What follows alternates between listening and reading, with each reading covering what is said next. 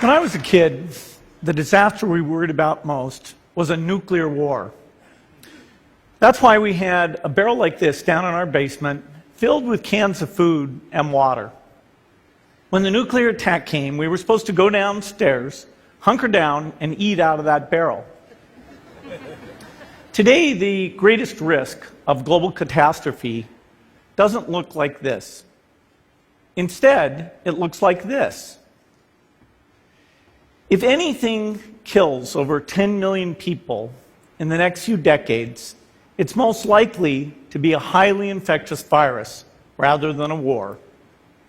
Not missiles, but microbes.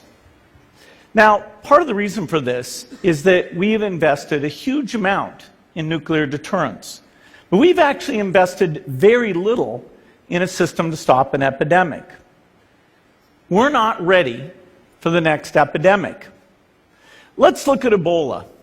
I'm sure all of you read about it in the newspaper. Lots of tough challenges. I followed it carefully through the case analysis tools we use to track polio eradication. And as you look at what went on, the problem wasn't that there was a system that didn't work well enough. The problem was that we didn't have a system at all. In fact, there are some pretty obvious key missing pieces. We didn't have a group of epidemiologists ready to go who would have gone, seen what the disease was, see how far it had spread. The case reports came in on paper. It was very delayed before they were put online, and they were extremely inaccurate. We didn't have a medical team ready to go. We didn't have a way of preparing people. Now, Médecins Sans Frontières did a great job orchestrating volunteers, but even so, we were far slower than we should have been getting the thousands of workers into these countries. And a large epidemic would require us to have hundreds of thousands of workers. There was no one there to look at treatment approaches, no one to look at the diagnostics, no one to figure out what tools should be used. As an example, we could have taken the blood of survivors, processed it, and put that plasma back in people to protect them.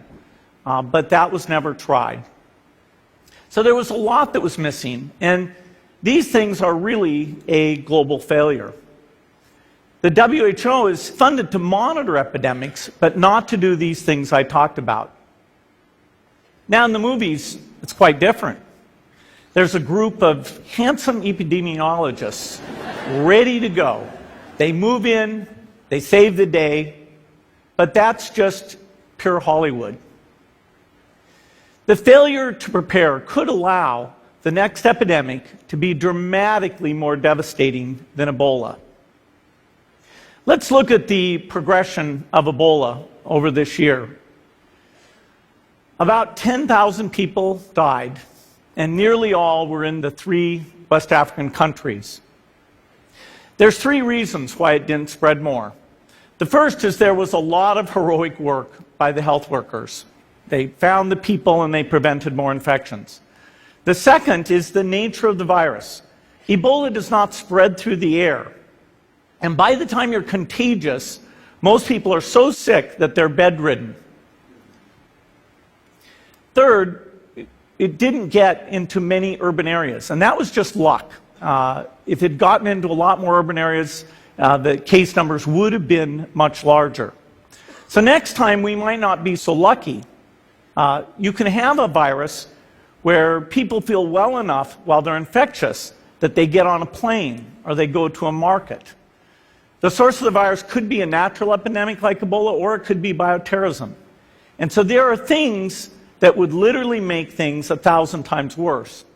In fact, let's look at a model of a virus spread through the air like the Spanish flu back in 1918. So here's what would happen. It would spread throughout the world very, very quickly. And you can see there's over 30 million people die from that epidemic.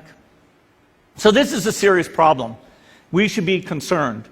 But in fact, we can build a really good response system. We have the benefits of all the science and technology that we talk about here. We've got cell phones to get information from the public and get information out to them. We have satellite maps where we can see where people are and where they're moving. We have advances in biology that should dramatically change the turnaround time to look at a pathogen and be able to make drugs and vaccines that fit for that pathogen. So we can have tools, but those tools need to be put into an overall global health system, and we need preparedness. The best lessons, I think, on how to get prepared are, again, what we do for war. For soldiers, we have full-time waiting to go. We have reserves that can scale us up to large numbers. NATO has a mobile unit that can deploy very rapidly. NATO does a lot of war games to check, are people well trained? Do they understand about fuel and logistics and the same radio frequencies? So they are absolutely ready to go. So those are the kinds of things we need to deal with an epidemic. What are the key pieces? First is we need strong health systems in poor countries. That's where mothers can give birth safely, kids can get all their vaccines, but also where we'll see the outbreak very early on. We need a medical reserve corps, lots of people who've got the training and background who are ready to go with the expertise. And then we need to pair those medical people with the military, taking advantage of the military's ability to move fast, do logistics, and secure areas. We need to do simulations, germ games, not war games, so that we see where the holes are. The last time a germ game was done in the United States was back in 2001, and it didn't go so well. So far, the score is germs 1, people 0. Finally, we need lots of advanced R&D in areas of vaccines and diagnostics. There are some big breakthroughs, like the adeno-associated virus, that could work very, very quickly. Now, I don't have an exact budget for what this would cost, but I'm quite sure it's very modest compared to the potential harm. The World Bank estimates that if we have a worldwide flu epidemic, global wealth will go down by over $3 trillion, and we'd have millions and millions of deaths. These investments offer significant benefits beyond just being ready for the epidemic. The primary health care, the R&D, those things would reduce global health equity and make the world more just as well as more safe. So I think this should absolutely be a priority. There's no need to panic. We don't have to hoard cans of spaghetti or go down into the basement. But we need to get going because time is not on our side. In fact, if there's one positive thing that can come out of the Ebola epidemic, it's that it can serve as an early warning, a wake-up call to get ready.